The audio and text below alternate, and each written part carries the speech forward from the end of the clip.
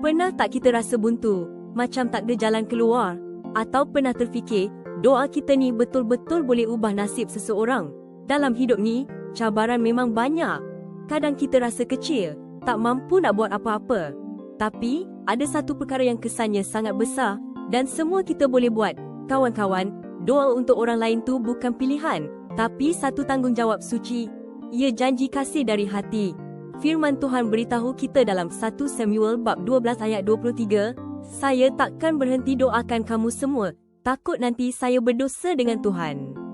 Ayat ni tunjuk betapa pentingnya doa dalam mata Tuhan. Dengan setiap doa, kita jadi jambatan kasih-Nya.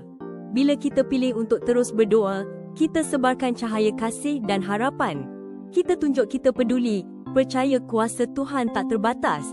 Janganlah pandang ringan. Jomlah, kita terus berdoa, supaya kasih Tuhan sentiasa mengalir dalam hidup kita, membawa berkat melimpah ruah kepada dunia ini. Mari kita jadi agen perubahan melalui doa yang ikhlas.